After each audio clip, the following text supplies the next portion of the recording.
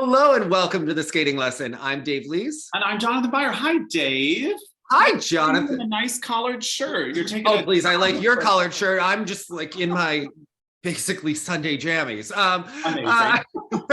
Yours looks nicer than mine. I either for my jammies wear my Protopopov shirt or that Dick Button shirt. I've never seen your Protopopov shirt. But anyway, this is this and that. We are going to be discussing everything going on in figure skating this week.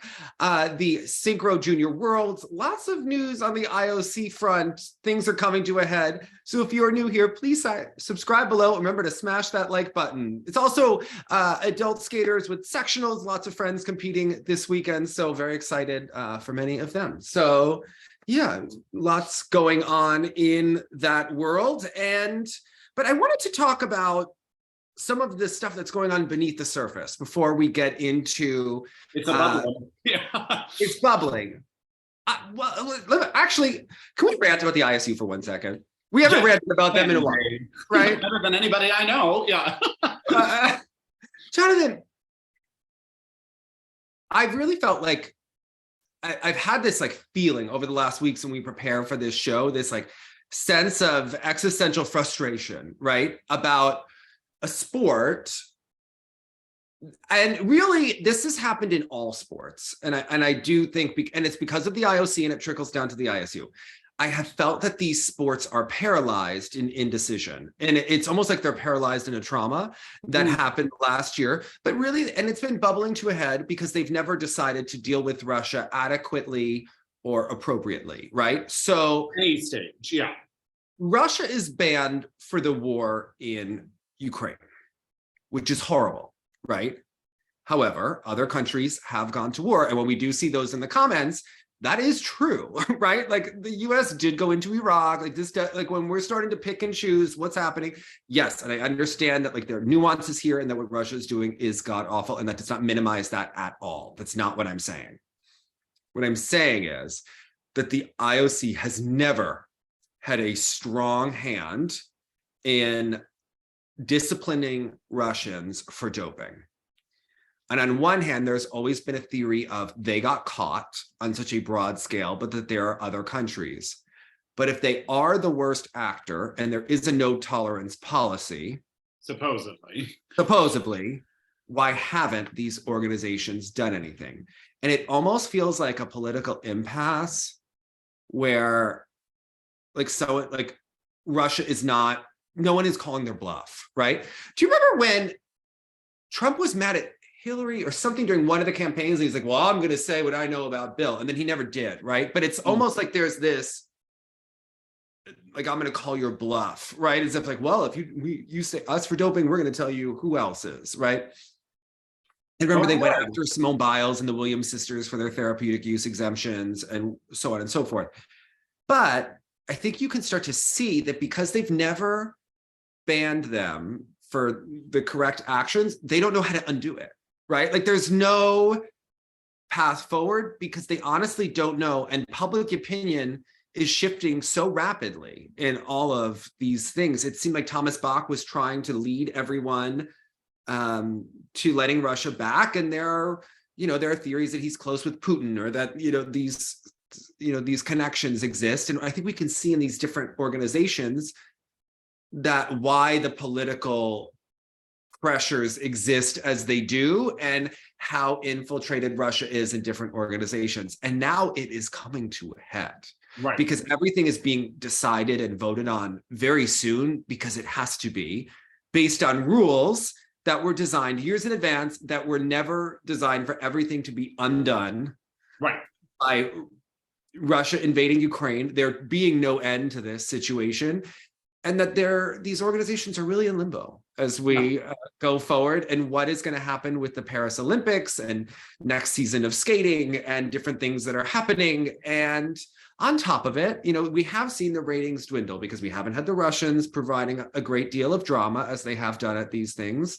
They did do a lot of quads, whether or not they were real or not, or drugged up or not, right? And then you have all of these retirements. And it seems like the mass all of these things happening together. Hanyu retired, Nathan and Hanyu, that rivalry, done. The French doing a show, Hubble and Donahue retire, that sort of mini rivalry. Katsalapov and Sinitsina against the French, well, that rivalry is no more. All of the Cowrie was a great foil for the Russians. When the Russians aren't here, people are like, oh, okay. It doesn't have the same heft when she's against Luna, right? People don't get behind her in the same way. And then you see the pairs, it's just been like side-by-side doubles, right? In this season. All of course, it seems like the sport has just been like, you know, like they hit the iceberg on the Titanic, like they have just been struck and there's been no momentum. Also coupled with, as we've discussed, like, especially now, there's a burnout from these IJS formulaic programs also. So even though like it may be a reduced field or weaker technically, the programs themselves are also lacking. So it's not like we're enjoying watching it in spite of knowing it's not as tough a competition as it might have been in the past. Yeah, and I think in the past, we saw technical feats and personalities that masked the deficits of these programs, right? So, and there were enough personalities to cover, right? So when Yuzu maybe didn't have all the transitions because he's doing all the quads, and the same thing with Nathan, their personality and they had showmanship and charisma and projection that masked when the program wasn't completely nuanced, but others don't have that. And you're now seeing that void, right? I mean, you see Shoma try to do a more balanced program, but then he has this weird flip technique and he, you know, also sort of— That's one person. One person, right? Cowrie is one person in the women's, right? Then on top of it, you have the paywall situation, right? You have then you can't even find skating when it's happening in real time because it's behind the Peacock app, right? In the US. And has to be watched within a certain time period. Yes, and people just tune out when they can't keep up. They say, "Who cares?" And again, you raise a great point. This is us, the super fan, and we're doing it for the show, and we can't figure it out. And if I don't know who else tries as hard as we do, a lot of the super fans are trying so hard. Think about all those like middle level fans. It's so easy to just say, also, none of these organizations, they're so ass backwards. They're not giving us the logins for this. We literally do the show. Right. They're not like providing us being like, hey, can you talk this up? Like they're not even that smart. Okay. Yeah. And often it's always been funny to me in the comments when people are like, oh, they must be paid by so-and-so, or they're informed by so-and-so to say something. Would be happy to. It's not happening. Yeah, no. But it does in the same way, you know, you have any late night show host, they're guests, they're not interviews, they're all promos for whatever movie they want you to see, whatever album they want you to listen to. And it would be a great source for us to share information and say, go check this out, and this is how you check it out. Yeah, but it's so difficult, you can't see anything. So what does the ISU do? They go to recast for the rest of the world. And they're doing this for Junior Synchro Worlds.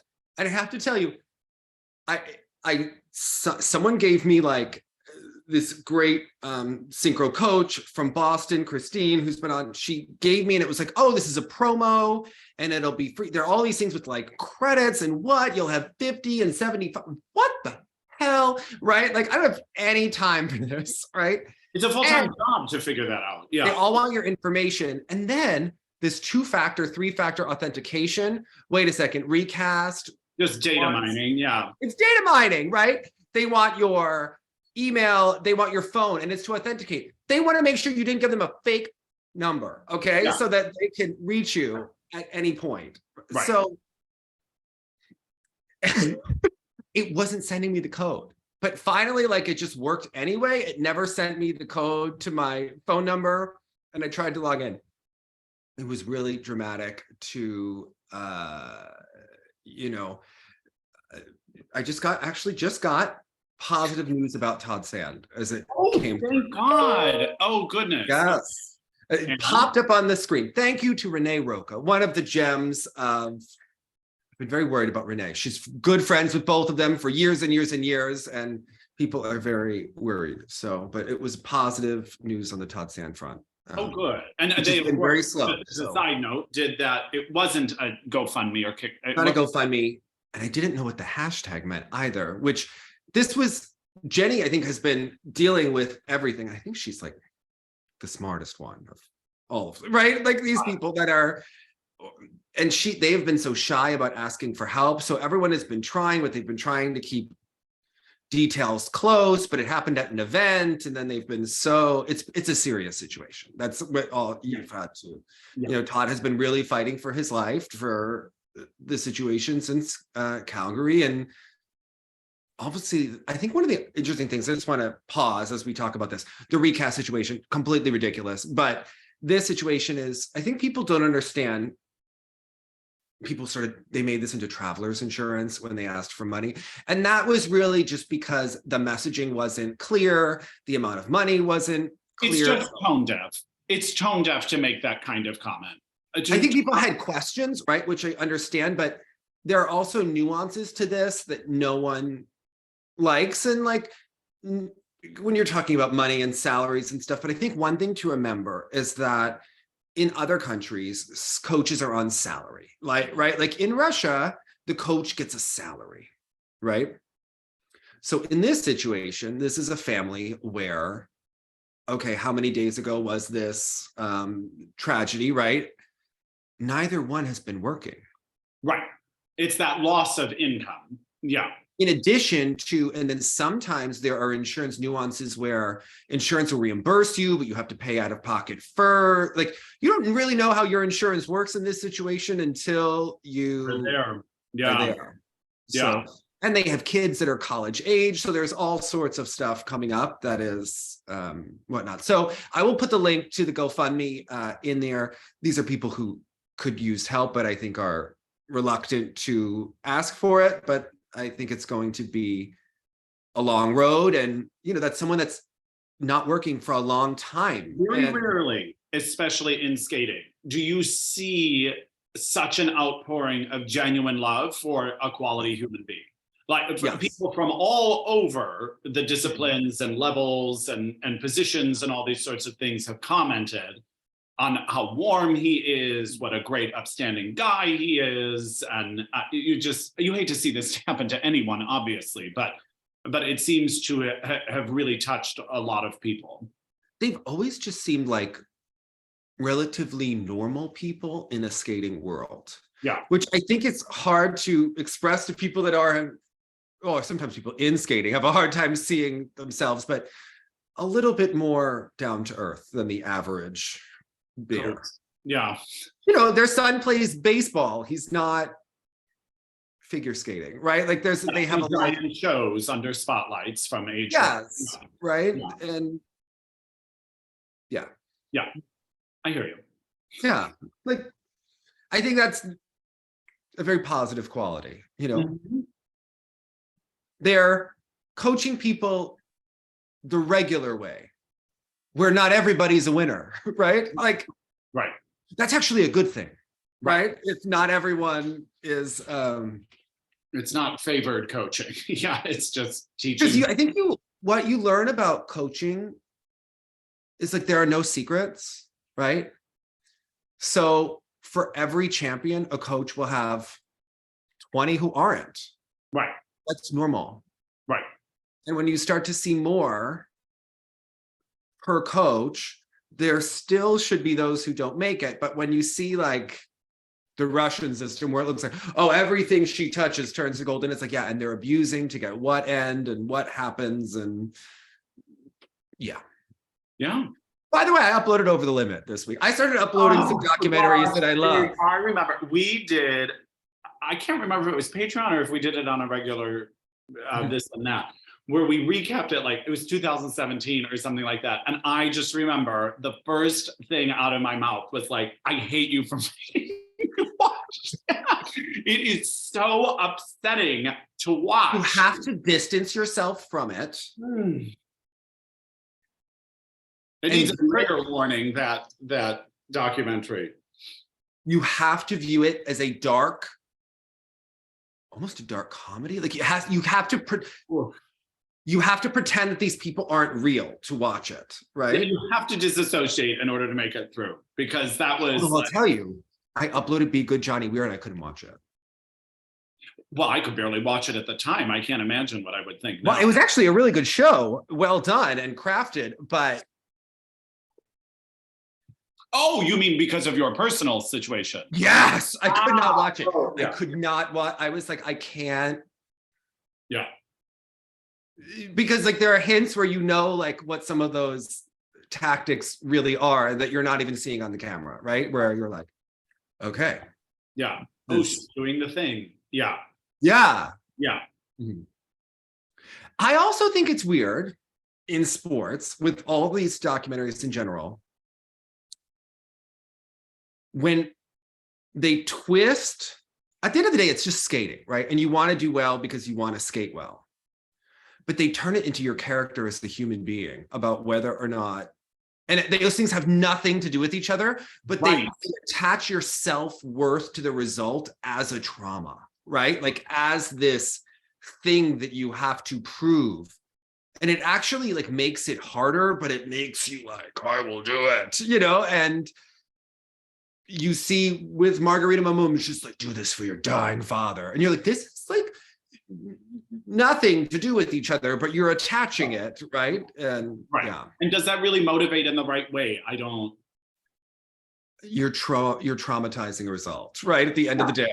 And 100%. I agree.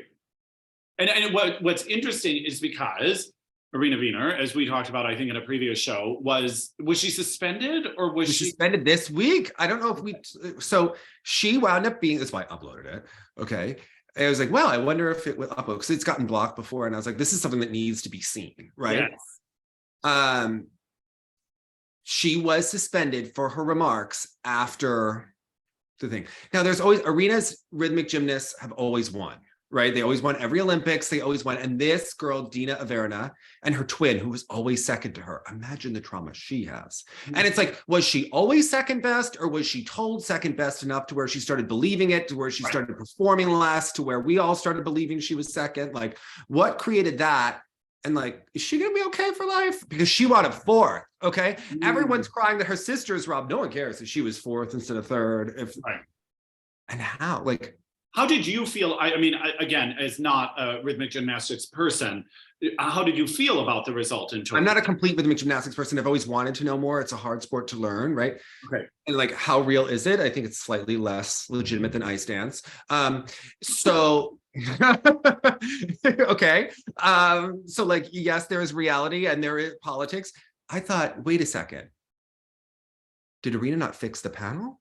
Did she not pay off enough judges? How did someone beat her at her own game? Did she get lazy? Like, how did she actually lose? That's what I really want to know, is the real story of like how it happened. Well, and I'm curious though, like, and like there's all these like videos of being like, well, what should the technical score have been? Could have been, and we're like, are we pretending for a second that they don't try to influence and buy off judges and do all of this? Like, what was the behind the scenes antics, right? So she, of course, lost her mind. Dina immediately is crying and saying that she was robbed and this girl dropped her apparatus and what, and like, yes, that all did happen, right?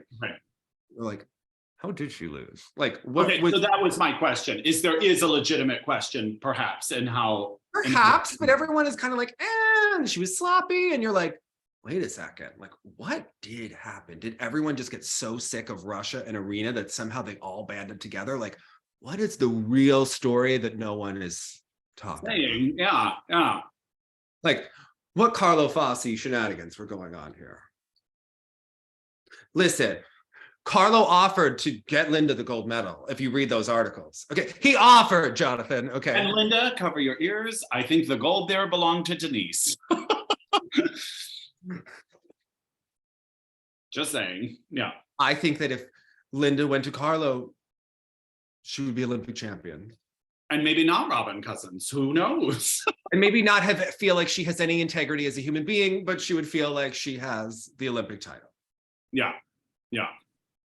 Robin was so wonderful. I mean, I know Jan Hoffman's a nice guy, but how could you watch Robin and watch Jan and be like, they're equivalent? Artistically, you can't do it. It's like Irina Slutskaya's Tosca versus who she was competing against at the time. Like, we have eyes, okay? Right. love you the most. I don't even know how Annette Puch. I like how no one argues. Yeah. Annette Puch was really the wonderful free skater of the time. Don't get me started on Dagmar. Oh. But Annette seems like a wonderful woman and a good student, and it's not her fault in any of course right? not. Yeah. Yeah. This is all abstract, above everyone, right? And but Robin and Jan, to rewatch it, it's an interesting. I mean, and Jan seems like such a lovely person. You know who captures your heart from 1980, and that's all you think about every time. Sandy Lenz. I was just going to say Sandy Lenz. You know, I've decided I'm going to compete next year. I took this year off, right? And I think I'm going to get a new program, especially if I move up a level, which I've been working towards. And it's a piece of music that a Scotfold skater used. And I'm like, can anyone get me in touch with Mary? Like Jenny never kept in touch with Mary, like she left them, right? So it's like, would Mary like get on the ice? Would she just stand there in her Ugg boots and like just give me, can I visit her? Like, can I buy her a pack of cigarettes? And like, what's Sandy doing? I want to visit them both.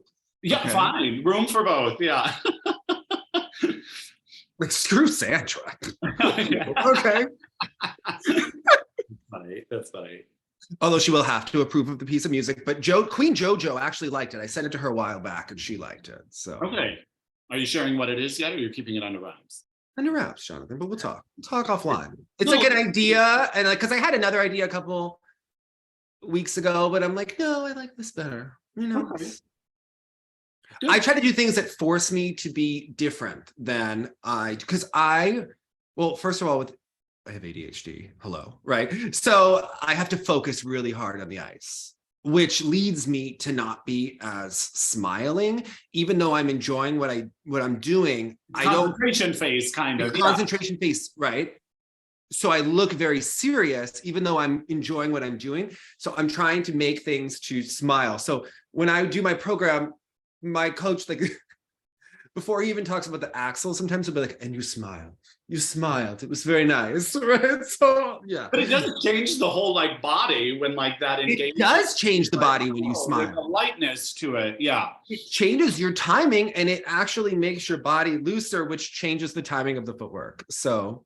And if you felt like singing a high note, it will also help lift your soft palate in that moment. So that's great. Then I thought about smiling when I did the Christmas show this year and I tripped at a crossover. I went down and I was like, oh my God, Alexa's gonna want me to smile. And I went,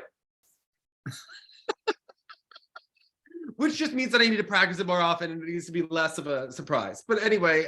To your nephew with his tally being like, Uncle Dave fell. Uncle Dave fell. Oh, you know what else rude thing that he did? He's a basketball champion this week, right? And I went to his semifinal game, took a video, you know, the whole thing. We went out to dinner. He's getting old enough to where he's like becoming sassy, right? Like we have now more, like our relationship is changing rather than just being like the cute little kid. And he goes, I think that was Uncle Dave's first basketball game. You okay? Like, and I'm like, I see where you're coming from.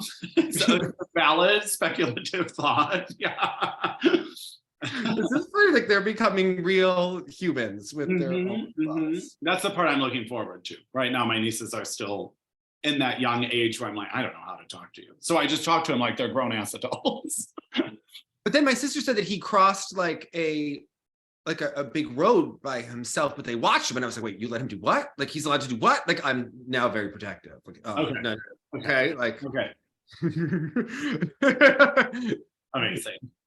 Yes. Like we were, you know, yeah. I want to get them to the age where I can be like, come have a fabulous weekend in New York City with Uncle Jonathan. Yeah. You know what I mean? So anyway, Irina Viner was suspended because not only, did everyone outsmart her? And like, I feel bad for Dina in one sense. I mean, she's really crying. And then on the other hand, you're like, wait a second. Like, it's kind of hilarious that like, it would be like if someone out cheated Tarasova or out politicked her, right? You're like, well, how did that happen? And how secretly freaking hysterical is that? Yeah. Yeah. Well, and then interesting because it's her current husband or her ex-husband. We don't know. And we don't even know, like, was this a real divorce? Is this a divorce to hide assets? Yeah. Like, what's going on? Heard, Is Erica Jane's husband, does he really have dementia? Are they talking? Is this a divorce to hide assets? Like, all of this situation, right? Okay. The whole case with the Real Housewife and Tom Girardi, the Erin Brockovich lawyer, and the whole thing. It's a huge Ponzi scheme case, right? Well, Irina Viner is married to Alishir Usmanov forever. They are both very good friends with Vladimir Putin, okay?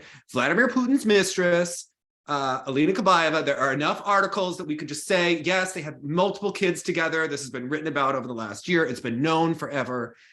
That was Irina Viner's gymnast, and like she passes off the girls to the oligarchs. When they're done, it feels oddly like an escorting service, okay? Yeah. It really has these gross undertones, okay?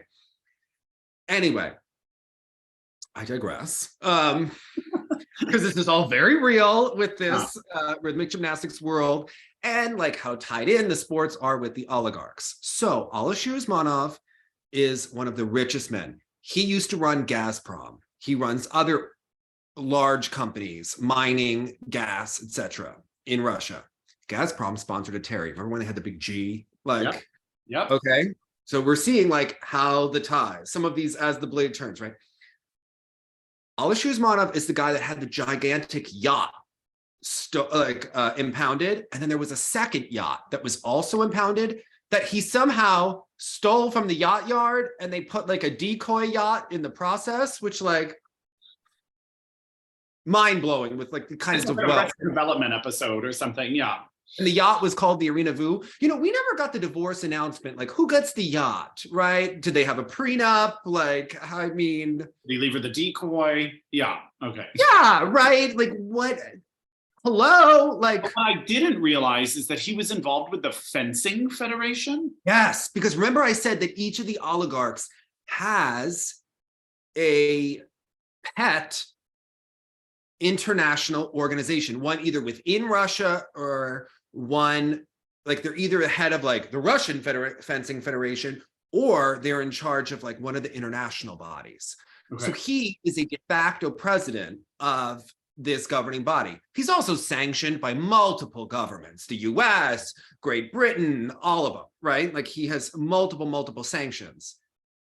And when we talk about this, it's really interesting because he shouldn't be having any influence because he's sanctioned. But of course they freaking are, right? So the International Fencing Organization has let Russians and Belarusians back. And what this woman from Germany has said is that there was political pressure to vote that way because Germany was being threatened, allegedly, that they wouldn't be able to host any organization. They would never be given, the World Championships of Fencing in Germany or whatever, if they didn't vote to allow Russians back. So these organizations are having a lot of pressure in the meantime. And that's why we're seeing so many things happen. Like we saw this week, Tessa Virtue and other Canadian athletes who are retired, Olympians, all signed a letter to the IOC saying, don't allow them back. And they're one of the bigger federations. We haven't seen the US athletes start to do it yet, but I think you're going to start to see people follow suit. And it's going to have to be certain people who aren't involved. Tessa's allowed to say it because there's no backlash for her competitively. She's not really coaching. She oversees Lila Fear and Lewis Gibson, but she's not like a coach who doesn't seem conflict of interest-y, and she's allowed to say, how dare you, right? And basically that's what they're saying. So what happens? The Russian gaslighting committee, goes into overdrive. Yeah. With the new introduction, Marina Zoueva is not normally in that gaslighting committee. But she is an expert at gaslighting. Right. And it was so funny. It's because I once asked Galina what she thought about Zoueva. And I said, what is Marina like? And she's like, she's not a nice lady. She's like Zmievskaya, like Tarasova. Who cares if she's nice? She's like, she's a woman who gets results. And I was like, okay, right. But she has a very different way of doing it. She spews positive bullshit as she is and remains calm while doing so, as opposed to the others that work themselves up into a frenzy. yeah. It's it's much more slick. And even in this response, her being like, well, I can't help how people were raised. Yeah. And I was like, oh gosh. You should talk to who. I only have positive memories of Tessa. Yeah, remember when they ended with the silver medal and they came out about how they thought that Marina wasn't on their side and abandoned them and gave them a shit program and wasn't doing the due diligence, and maybe Russia and the US fixed those Sochi dance games. Remember when all of that came out, like they didn't end on the best terms, right? And now Marina and Scott are at loggerheads constantly over like low-level Azerbaijani dance teams, right? And Marina likes to let all of her students know that Scott didn't graduate high school, right? So she doesn't speak positively of him, but I only have positive memories of Tessa. Yeah. But Tessa's also smart because she is someone like almost as smart as Marina. Because remember, Scott Moyer is the one who gave all of the nasty quotes about Marina. Right. He was always painted as the hothead that would say the thing. Tessa said nothing. Right. But if you watch that documentary on them, even though it's so mass produced about their relationship, if you just watch the scenes with them and Marina and like what is going on, she clearly was over them. She was sort of discarding them, but like mind effing. And it's like, did they become a mess and they were injured? And then she decided that it was more valuable to have two different Olympic champions, or like what came first, the chicken or the egg, in this very toxic situation that was going on. And you start to watch it and then you're like, they also must have caused such a injury to Marina's ego to win again, become much bigger stars and become much better dancers. Yeah. Skaters in 2018, artistically, technically, in 2017 and 2018, the way people spoke of them than they ever did with her. If you go watch Moulin Rouge and then you watch them in Sochi, I mean, they just look dated. They look slow. They look less impressive. When you watch 2014, it's like a different time era. So just funny how she was like, I always said Tessa should skate as long as possible to show her talent. But even in that, I read that as like a backhanded compliment to be like, she's best when she's skating. A little. How that read to me. Yeah. Of course. Of course. But then Marina also, you know, she's an art of political mastery. You know, like she doesn't just use her Russian connections, although she has them. And she has in the past, right? Like she has judges from all over. Helena from Poland was always considered her strong ally. You know, there are other people that she has. And if you watch, that is her MO. But like she also was like, I think sport is for everyone. So she doesn't want to be that she's anti-Russia, but she also coaches in the US and doesn't want to be pro-Russia. So she completely danced around that question. It's about sport is about friendship. Oh yes, I feel that way too. Yes, when Russia views sport as war, they are really right. And then Tarasova also got herself in some just like disgusting hot water, where she considered that she equated banning Russia with killing your friends, you know, when Russia is killing people, right? But Tarasova also got pulled off of the air in Russia, right? Because she defended Plushenko. So he's complaining about Marx for the millionth time. Now they're discussing whether or not she could be on a YouTube channel or whatnot of herself. Is she healthy enough to have a YouTube channel? She'd have to be shown on screen. Like they're all having all of these discussions. Yeah. So anyway, lots to happen. And in the middle of it, our friend Eteri is trying to mount some sort of comeback. Yeah. So I was intrigued because we were reading an article about the Belgian national team, and they wanted to remove the team leader because of this joint affiliation. But I didn't understand what this affiliation was. You know how Eteri has seemed really checked out this year, just like really not involved, right? But apparently there's some business situation going on where they want to have club competitions or club clinics. And it's been very ambiguous, but they've been working on this business thing with Lakernik, who was ceremoniously ousted from the ISU although the ISU invited him to 4 continents as a honored guest. People forget that. So how out of the ISU is Russia when they're inviting Lakernik to 4 continents this year? Right. Okay. Then he and Eteri they're trying to have something with Turkey. There's a lot of connections with Dubai. They haven't announced Dubai yet, but they also, this Belgian with this member was a part of this global skating organization, academy, and it's unclear exactly what they're doing, but it's to make money, peddle influence, become relevant, and it's basically some underhanded Russian maneuvering going on, okay? They are building their alliances and income and influence even while banned, and there are other people that are saying, F no, you cannot do this, and if you do this, we are going to not allow you to be part of it. So yes, things are really coming to a head. You know, they are not just sitting and being punished. They are wheeling and dealing and trying to come back. So, you know, more coming in this. But we did see, or we only could see after had 17 multi-factor authentications on Recast, that there was the ISU Junior Synchro Worlds this week. And the Québécois team of Les Suprêmes, which Pascal Denis works with. He's one of the Montreal dance coaches, not one of the 3 head coaches, but he's involved with this organization. He's not the head coach of Synchro, but he's one of their main coaches. They were supposed to win this World Junior title, and they had a quad fall. And what was fascinating, and this is of course like sometimes like a joke like video that will go around where like a pair will take off for side by sides and splat in unison. Just see like those 4 corners at center ice all go down on the same move all at the same time.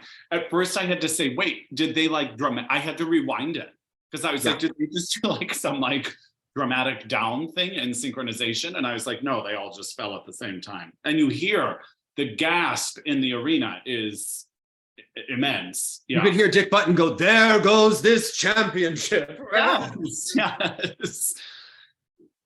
So I think that Marie-France is going to have to take over Les Suprêmes as part, you know, she has what, 18 countries, 22 countries, 17 synchro teams. I think this is what she's going to have to do.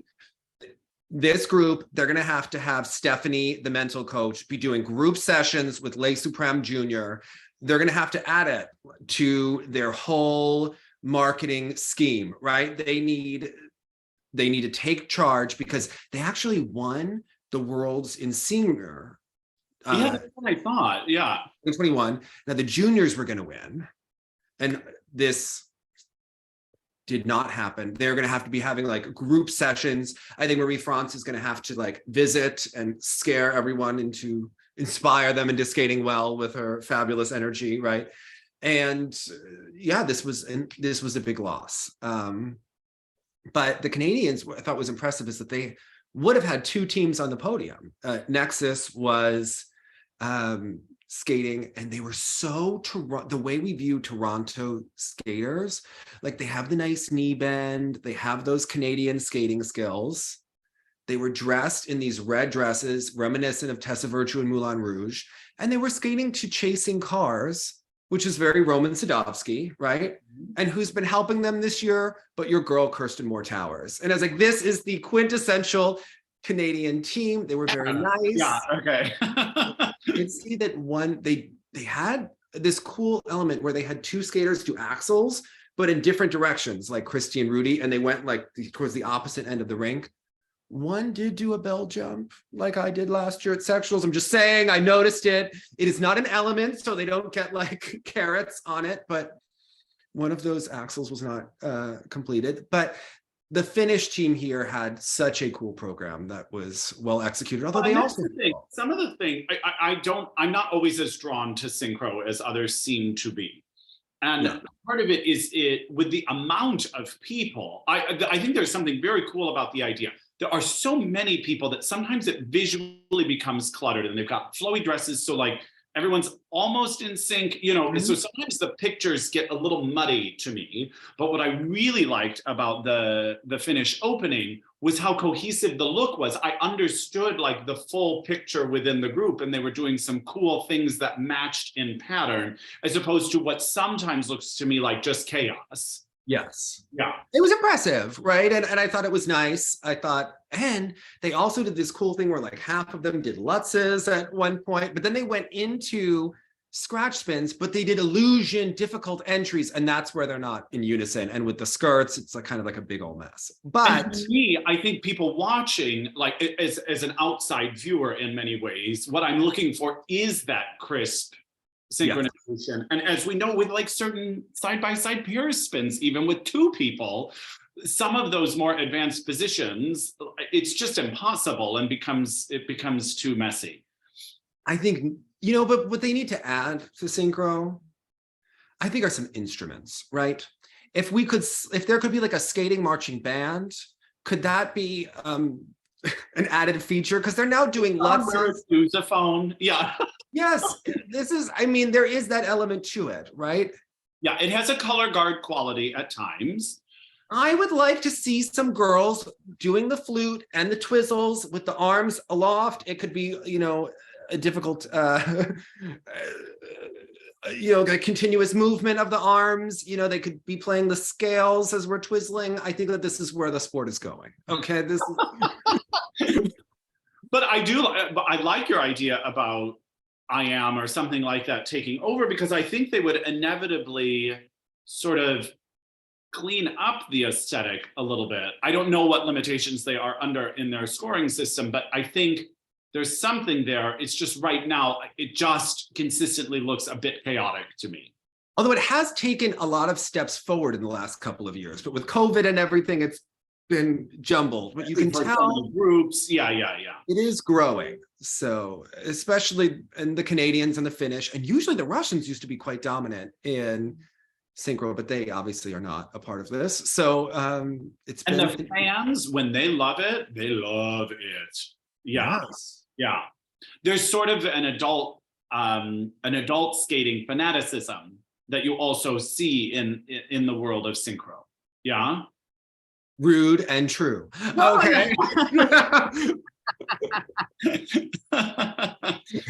But in the same way, like adult sectionals, for instance, for many, it may not be attended by many, but those following are really following. Yeah. Well, yeah. Well, I think the good and bad thing is like, it's intense in a way of similar to marathon running, or it can be for the more competitive ones. There are people that do it more for enjoyment, but when people get really competitive, it's that kind of intensity, but it doesn't have the numbers, right? So, and that's the challenging part, is that you're part of a very small group, which is good and bad, right? And I think for men, there aren't as many competitors. So at local competitions, women have enough typically to compete against, but with men, the numbers are few and far between. So yeah. If I compete at an event, it's like I'm the only one, right? That outside of, like a big event. So. Well, yeah, there was that one year I went to the Tonys. It was the COVID year. Yeah. I think it was Best Actor. He won, and he was up against no one. I've never seen that in that kind of venue. And you are like, oh, what a strange event to win an event that you competed against no one at. Yeah. But you kind of have to find another reason to do it, right? Like you can't just be about winning. Yeah, no, because I took this year off from competing, and it's like, okay, I'm finding the personal reason to how hard am I going to push myself? Like when I decided not to compete, it was like, how hard am I going to work? And what are my personal goals for my general skating, as opposed to the sole goal being a result? Yeah. I think it's a very healthy thing, but it's a very strange thing to go. It would require patience also, I would think. Yeah, to be goal oriented is always an easy way to motivate. Yes. But when it's just general betterment, it can be a tougher motivator. Yeah. So. There you have it. Yeah, but anyway, I think a lot of stuff this week with skating is going to come to a head, but today is the 40th anniversary of one of our favorite queens, who's almost a forgotten queen, because this happened right before the Olympics became the big 4-year celebration that they are, right? And that's the Zayak rule. After 40 years ago today, Elaine Zayak, who had half a freaking foot, and that is not Hashtag lawnmower accident. Yeah. no, Okay. Elaine is the first one to tell you that she had this, so we are not exploiting her in any way. Oh, yeah. Elaine was run over by a lawnmower as a child. She lost 3 toes, half of her foot, in an era when they had to do compulsory figures, which are all about rocking. Can you imagine the fact that she did as well as she did in compulsory figures is remarkable. Yes. Yeah. So she was 7th because she was so low after the compulsory figures, pulls up in the short program. She won the free skate. She did 6 triples in 1982. 4 of them were triple toe loops. And so no, yeah. And you know what? Back in the day, hold on. Let's have some clarity, because also there were several programs where they would do like 4 double axles. Yes. It wasn't like, oh my gosh, we've never seen someone repeat it. And she brought up an interesting point in her interview with you when she said, you know, I think the problem wasn't that I was repeating the triple jumps. It's because I really had 6 of them. And so instead of trying to exploit one jump and they needed to fix that, they were trying to suppress the number of triples. The number of triples that females would be doing at the time. They were worried about jumping beans. It's the same argument we have now. It wasn't about repetition, but they used that as a tool. Right. So now when we get, but this is what started that. There's actually a great video from 1979 from the first Skate America. It was called Norton Skate that year. And the only video is a Canadian. If anyone has the original Norton Skate, please get in touch with me. There was someone with like this big tape collection on FSU, and I heard about it a day too late, and I was like, I'll take it. You know, like I'll pay for them all to be converted, but it didn't. It was lost, and I was like, can you pass along my email? Like I'll go in on them for whatever. They're good, not for personal, viewing, yeah. Well, I want to help preserve this footage. You know, I don't. I didn't hear back. So anyway, I was like, who knows like what's on there, and you know. Do they know what to look for? Anyway, this Norton skate, you see Scott Kramer, who is the original rival for Scott Hamilton to make the 1980 Olympic team.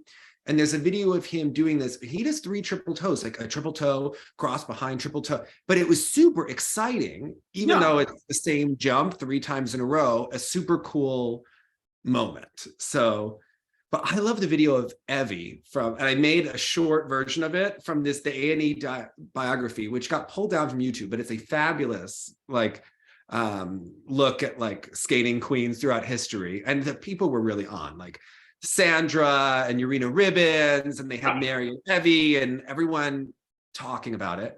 And Evie's like laughing. Well, Elaine had a great triple toe. She did it from every entrance, just to let you know, basically.